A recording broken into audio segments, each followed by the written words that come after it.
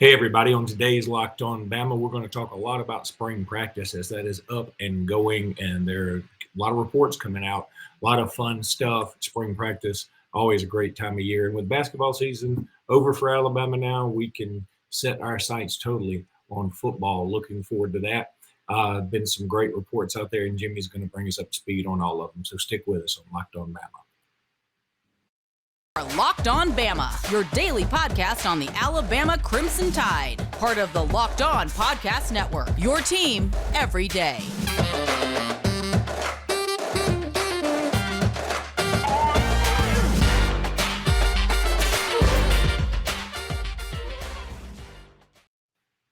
Hey again, everybody, and welcome back into Locked On Bama. And I wish you could see Jimmy and me both horribly dancing to this. But anyway, Luke Robinson. It was good. That's a good damn song. You know, our intro, little music, and I get excited every time I hear it. This is the true story about that. All right. So when the Locked On folks said, okay, choose your own intro music, I looked for the funkiest one, and I found it like that. The first one, I was like, that's it. That's Locked On Bama.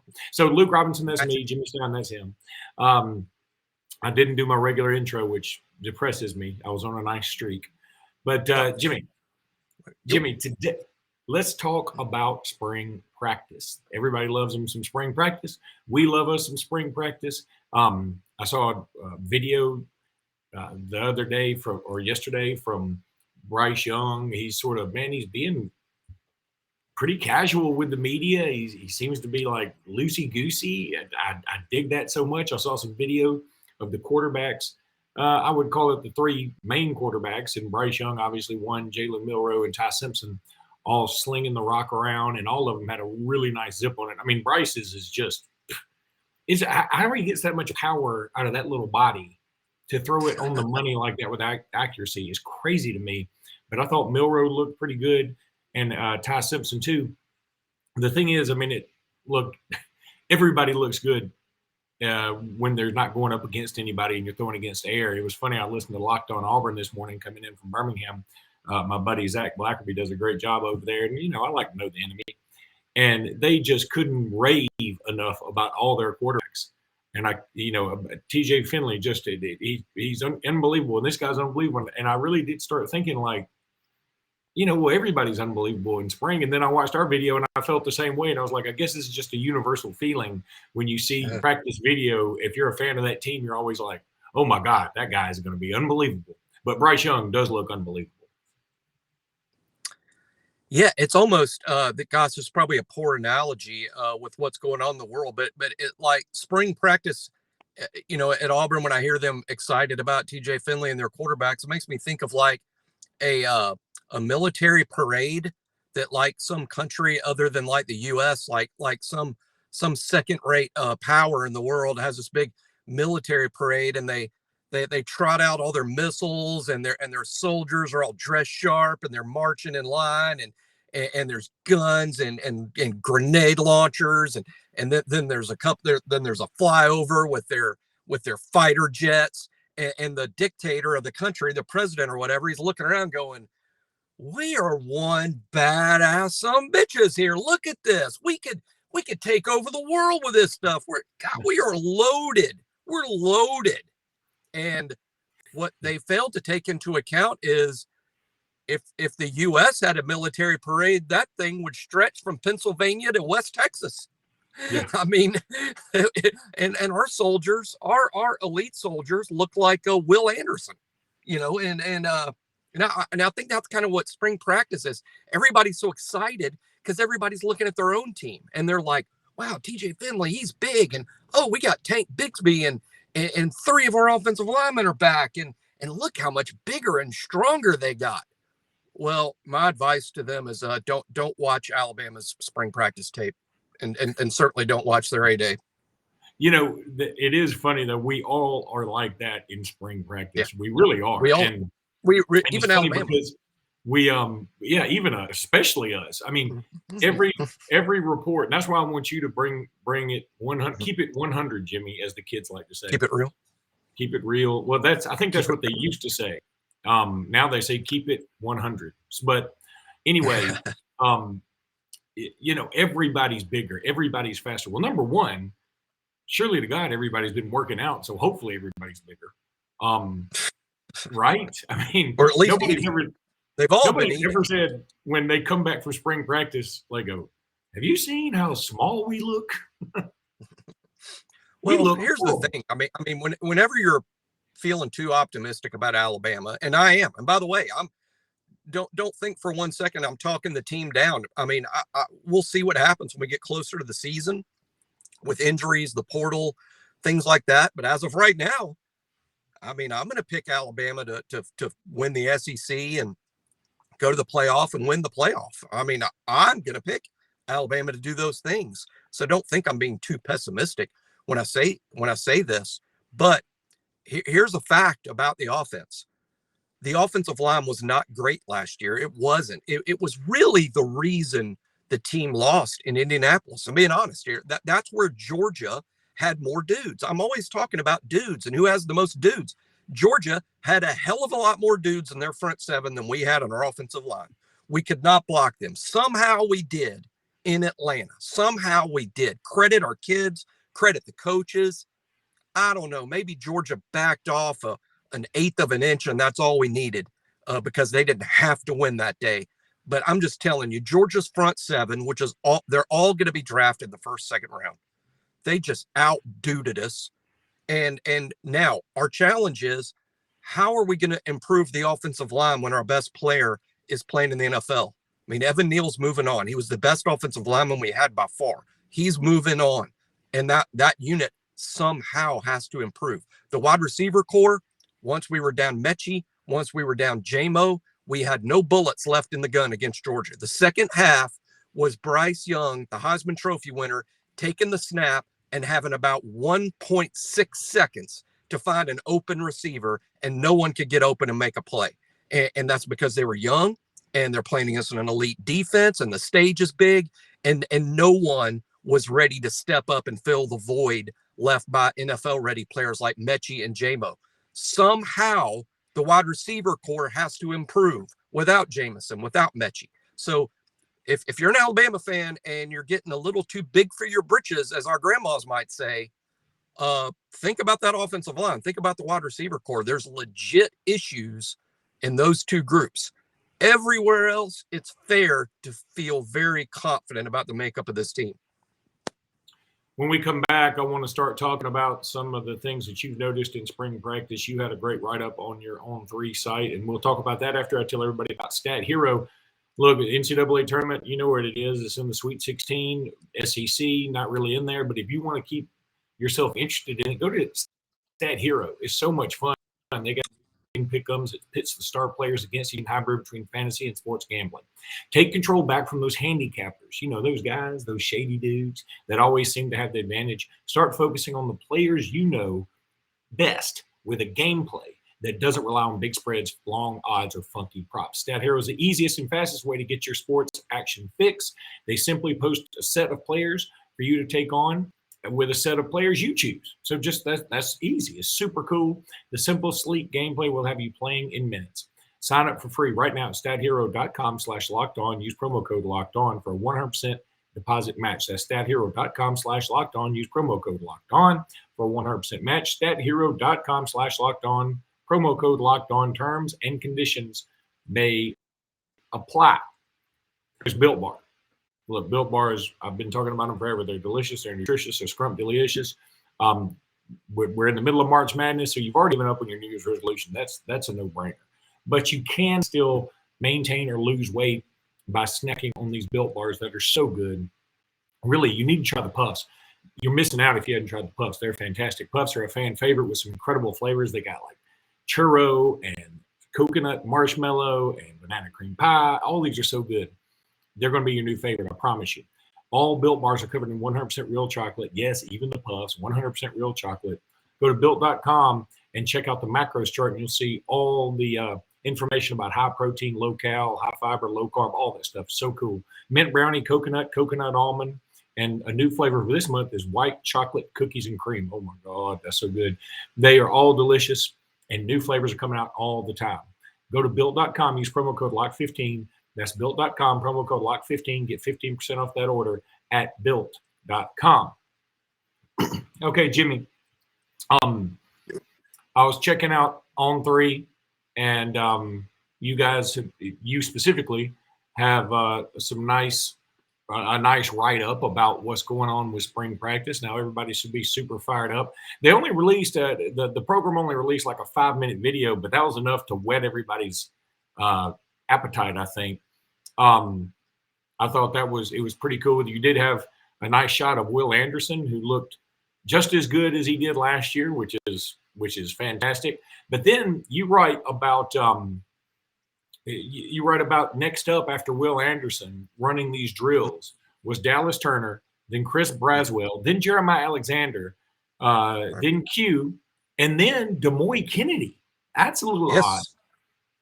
Yeah, partnered on 3, Clint Lamb. He was the first to discover that. He had a write-up as well. We're sort of devolving into a thing over there where, not on purpose, it's not like we held a meeting, but Clint's the beat writer, and he breaks down that video, and he does it really well and very professionally. And then I do the same thing, but I just try to notice a couple more things, but also mine's written a little more silly and fun. Mine's a little more of a fun thing. Clint's is pretty informational.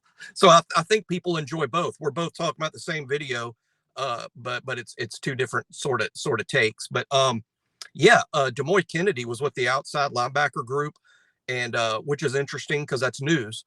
We don't get a lot of news with the beat reporters not able to cover practice, but Demoy was with the outside group. That was not an interspersed drill. That was not, hey, all the linebackers are doing this. No, this was just the outside linebackers coached by Coleman Hutzler. So it's clear that anyway, yesterday, Demoy Kennedy was an outside linebacker. And that's real interesting. I don't think he's going to make the 2 deep. I mean, he won't be in the 2 deep. That's clearly Will and Dallas are the starters. Braswell is the first guy off the bench. There's a very good chance, I think, Jeremiah Alexander could be a 2. If not Keanu Coate, when he returns, he's out for the spring with injury. Probably even Q is ahead of Demoy. But what's interesting to me is Demoy is such a promising athlete, and yet he's playing his 3rd position in 3 years. I joked on my video breakdown, because like I said, I get kind of jokey on mine, is that literally when Demoy came out of high school and I was bragging about him, I said, oh, this guy's great. He's one of these positionless defenders. And now that he's playing his 3rd position in 3 years, obviously the staff took me very seriously. He doesn't have a position. He just sort of floats around, apparently. And that's not good for his development, honestly. I know we could sit here and say, but Jimmy, what about Trevon Diggs? He played 2 spots. What about Cam Latu? He played 2 spots. Well, they only played 2 spots, not 3. And yes, there are going to be exceptions to every rule. But I think if you have 10 examples and 7 of them all turn out the same way, and 3 of them turn out differently, then you have a rule and you have exceptions, and you almost always should bet on the rule. And the rule is it would be surprising if Demoy turns into a thing at Alabama. I'm not a big fan of the moving around, but is he well suited for the duties of outside linebacker? Absolutely. Great range. He can fall into coverage and cover a tight end or a back. He can cover an area in zone coverage, but he can also rush the passer. He's also a good hitter. So I think outside linebacker is a decent position for him, but I'm not a big fan of the moving around stuff. Yeah, I'm right there with you, and it does make me sad. I'm an Alabama boy, so I mean, I have a soft spot for the kids from Alabama, specifically the ones from Mobile, not because I'm a Mobile guy, but because I know the kind of talent Mobile cranks out every year, and I want Mobile and Alabama to have a nice synergy. So I want their kids to always do well when they come here. And it's not that Demoy Kennedy's not doing well. I mean, I don't think that's the case at all. I think it's just, it's tough to crack this 2 deep. And I mean, the other guys I laid out there, I mean, first of all, Will Anderson he's superhuman. Dallas Turner is, I mean, I hate to even call him Robin to Will Anderson's Batman. He's better than that. I mean, he's Nightwing. Right. For the comic book fans. Then there's Chris Braswell, who's also really, really good, been there for a while. Jeremiah Alexander, who comes in with all these accolades. And then Quindarius Robinson. Anyway, boy. Good position. Yeah, it's a good position on the team. It's a good position. But all right, so Jimmy, let me tell everybody about Rock Auto. This episode is brought to you by Rock Auto. With the ever-increasing numbers of makes and models, it's now impossible for you to get your parts you need at your local chain store because, they just are always fumbling around back there. Why endure the often pointless and seemingly intimidating questions like, is your Odyssey an LX or an EX? You don't know. They don't know. Nobody knows. Honda doesn't know. And wait while the person behind the counter orders the parts for their computer, choosing the only brand their warehouse happens to carry. That's what's silly. You have computers with access to Rock Auto, so why do you need their computers? Go to your house, use your computer or use your phone or whatever. Save time and money when using Rock Auto. Why choose to spend 30%, 50%, even 100% more for the same parts from a chain store or a car dealership? You can go to Rock Auto and save big money. Right, Locked On in the How'd You Hear About Us box so they know we sent you. That's rockauto.com. All the parts your car will ever need, Rock Auto. Side note, they don't make me sing that. I just do it on my own. I'm glad you did. I enjoy it. Yeah, I'm getting better. I'm not going to be a jingle guy or anything. All right, so I'm looking through your other report on spring practice. Quick looks at an offensive line drill and tight end blocking drill follow after that other video. And you mentioned Tanner Boyles. Is it Bowles or Boyles? Bowles. And Jaden Roberts. And you said, here's a funny story. You said, you guys ever notice how much Jaden Roberts looks like DJ Fluker? Yesterday, I'm driving to Birmingham, and there's a car beside me, and it had three, rather large people in it. But I didn't think much about it. They were going fast, and so they pulled up beside me, and I happened to look. They had an Alabama tag, like an Alabama, University of Alabama tag that said Fluker on it.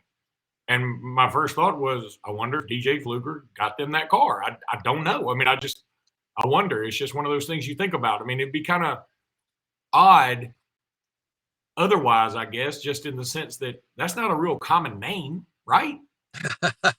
He's racked up some checks too. If you think, yeah. Now DJ hasn't had what I would call a super successful NFL career, in the sense that he's never been a multi-year starter in one place or a threat to make the Pro Bowl. And he's just basically signed a series of one-year deals. But DJ Fluker was drafted into the NFL, I believe, in 2013. April of 2013 would have been his draft, and 12 or 13, somewhere in there. And he's been in the NFL ever since. So even if you play for the minimum every year, and he is not, but even if you play for the minimum, that's 9 years of earning basically $600,000 to $700,000 a year. But actually, he's made more than that, and he was a first-round pick, so he signed a guarantee multi-million-dollar deal for his first 4 years in the league. So he's done pretty well. It wouldn't shock me if he had more than one vehicle on the road that other people use. He's got I think he's got a brother. Yeah, he does. He has a brother. Of course, he is very tight with his own mother. I mean, they're tight, they're close.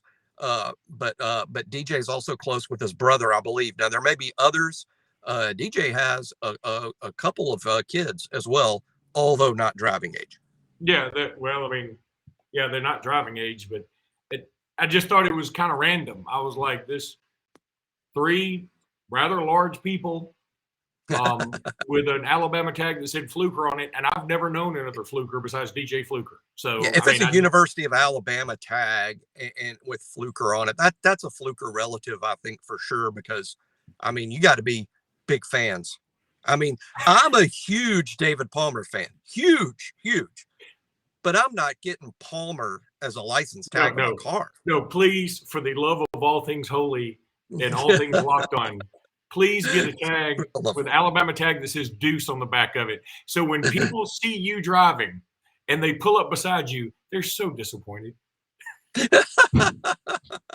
Well, that wouldn't change a thing, though. I think people are disappointed every time they pull up beside me and they're like, oh, well, look at this random jackass. He's nothing special. And I'm like, nothing special. I'm the star of Locked On Bama, or the co-star. They do that with no personalized license plate. They get disappointed. Exactly. We should get locked on Bama plates, though. Should we get LOB1 and LOB2 license plates? I'm down with that. Okay. They would think we play on the world's shittiest baseball team because we're always left on base. Yeah, or we're lobbing softballs. So Jimmy, Jaden Roberts. Yes, he looks like Fluke. I don't mean to compare him to Fluker as a player. I mean, maybe down the road, but I just mean facially and their size. I mean, gosh, I don't mean to, I'm Robert Ory looks like Will Smith, but I'm telling you, Fluker and Jaden Roberts at the same age.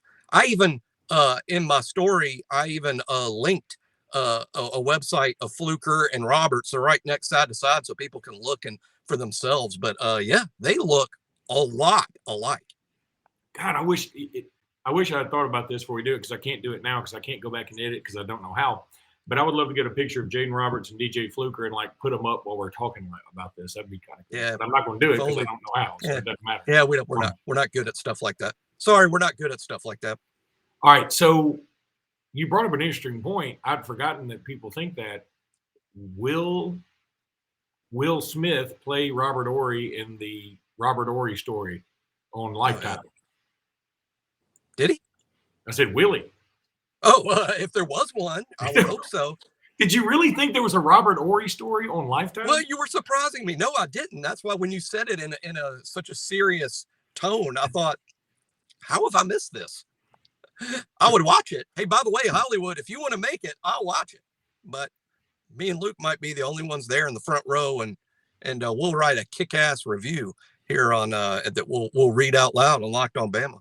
I'd love to see an executive go into the main executive's office at Lifetime and be like, guys, y'all are going to think I'm a little crazy here, checking out this podcast kind of randomly. And I think we got a gold mine with this Robert Ory story. It even kind of rhymes, the Robert Ory story. It would be cool if somebody from Lifetime were listening to this, because I keep going back to when the college football season was starting, and the folks from Dan Le Batard's show actually listened to this podcast and brought it up on their show. Remember that? I do. That was a Locked on Bama Lifetime highlight there. It was, because he even imitated my voice and made me sound 3 times as country as I actually am. But anyway, all right. That was great. That was great. All right, that's going to do it for this episode of Locked on Bama. Thank you, guys, and appreciate you making us your first place you listen. And also, please subscribe to the YouTube channel. We need you. We want you. Please do that. All right, roll Tide, Jimmy. Roll Tide.